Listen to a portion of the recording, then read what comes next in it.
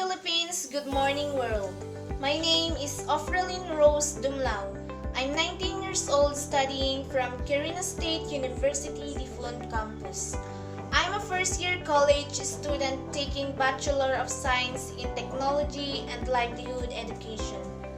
Today, I'm here to share to you how to handle and teach intermediate schoolers in an effective way. Are you ready? Oops, are you sure you're ready? Then let's begin with an icebreaker. This game called Who Says? The mechanics of this game is who guesses first. I'm going to read a code and you will guess who says this code. The first one who guesses the correct answer will get 1 point. At the end of this game, the one who has a highest score will be, of course, the winner. So let's get started. Who says this code? Education is teaching our children to desire the right things.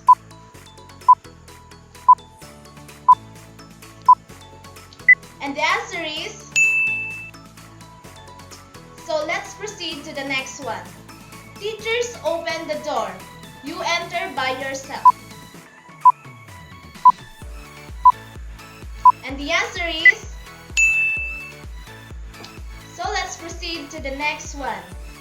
A good teacher can inspire hope, ignite the imagination, and instill a love of learning. And the answer is... Next, education is the key to success in life, and teachers make a lasting impact in the lives of their students. And the answer is... Next, the art of teaching is the art of assisting discovery. And the answer is...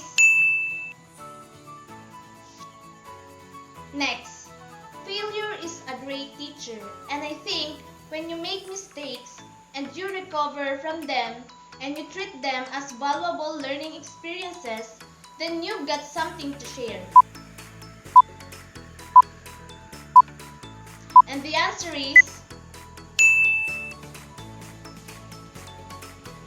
Next, a teacher who is attempting to teach without inspiring the pupil with a desire to learn is hammering on a cold iron. And the answer is...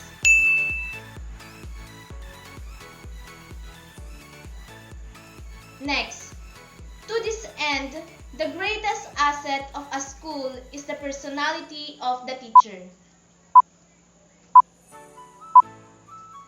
And the answer is... Next, the true teacher defends his pupils against his own personal influence. He inspires self-trust. He guides their eyes from himself to the spirit that quickens him. He will have no disciples. And the answer is... And last but not the least, teachers can change lives with just the right mix of chalk and challenges. And the answer is... Winner is... Oh, we don't have winner. And that's our game for today. I hope you enjoyed the game and we've learned something. So let's proceed to the lecture. Most of us will agree that teaching is one of the world's most challenging occupations. Yet I chose this path because that's where my heart and soul are. According to Jean Piaget, it is with the children that we have the best chance of studying the development of logical, mathematical knowledge, physical knowledge, and the faith. In this case, children develop by acting as little scientists who explore and interact with the world to understand people, objects, and concepts. They do this naturally even without the help of an adult. That's why understanding the nature of a child is very important. Knowing your students, who they are and what they are, will guide you for a better learning. And it will also lead teachers to become more effective in teaching their students. So today, I am going to discuss some of the characteristics of the intermediate learners. Characteristics of intermediate school learners. We have cognitive development, socio-emotional development, and physical development. Under cognitive development, we have the reading development, attention, creativity, the impact of media, and aggression. So we have to remember that teachers need to be an eager participant in children's growth and development and must understand how to use the children's natural curiosity to help make the appropriate developmental leaps in their skills and abilities, and must create an atmosphere where risks can be taken and discoveries made while children remain safe. Then we have the socio-emotional development. At this period of socio-emotional development, children are spending less time in the home. The bulk of their time is spent outside the home, either alone or with other children, rather than with adults. And one of the most widely recognized characteristics of this period of development is acquisition of feeling of competence. This is what Erikson referred to when he described the developmental task of middle childhood, the social crisis industry versus inferiority. Industry refers to the drive to acquire new skills and do meaningful work. That's why varied opportunities must be provided in order to develop a sense of perseverance. There should be different chances for both fail and succeed, along with sincere feedback and support.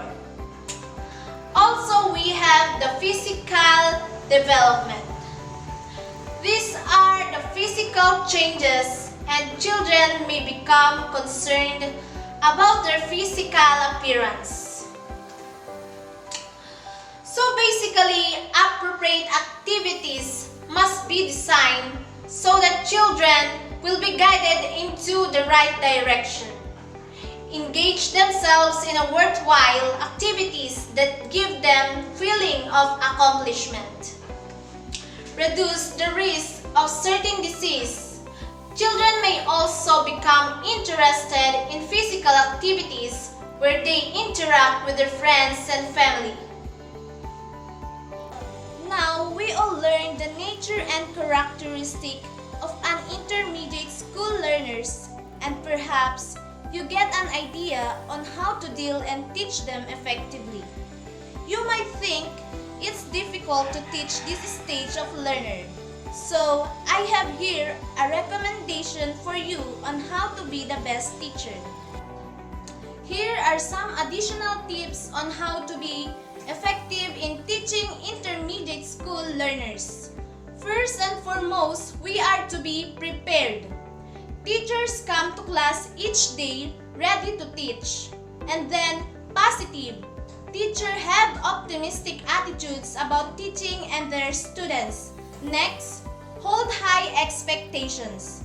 Teachers set no limits on students and believe everyone can be successful. And then, creative. Teachers are resourceful and inventive in how they teach their classes. Next, fair. Teachers handle students and grading fairly. Then, display a personal touch. Teachers are approachable. And then, cultivate a sense of belonging. Teachers have a way of making students feel welcome and comfortable in their classrooms. And then, compassionate. Teachers are concerned about students' personal problems and can relate to them. Numerous stories establish how the sensitivity and compassion of caring teachers affected them in profound and lasting ways. And then, have a sense of humor. Teachers do not take everything seriously and make learning fun. Next, respect students. Teachers do not deliberately embarrass students. Teachers who give the highest respect get the highest respect. And then, forgiving. Teachers do not hold grudges. And last but not the least, admit mistakes. Teachers are quick to admit being wrong. On the other hand, teachers are entitled to estimate a pupil's behavior and achievement in all aspects and get acquainted with his abilities, skills, and to direct him to the type and branch of education that best suits him. Paying a special attention to guidance and supervising at school, a teacher should be a guide for a group of pupils. He should be in close touch with them, study their social conditions, try to solve their problems, and help them pass through this critical stage easily and peacefully. The social worker at school can also play a vital role in this respect.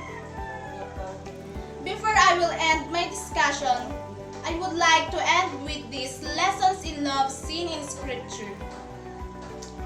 God tells us throughout His Word that love creates more love. It teaches lessons and deepens relationships. As teachers, we can all strive to show more love in our classrooms. Here are a few encouraging verses to help guide your daily path. 1 John chapter 4 verse 7 to 12. God's greatest lessons are taught from a loving heart. And from John chapter 14 verse 15, service to God and others creates and builds love. And from 1 John chapter 4 verse 7, the ability to love is deepened by a relationship with God.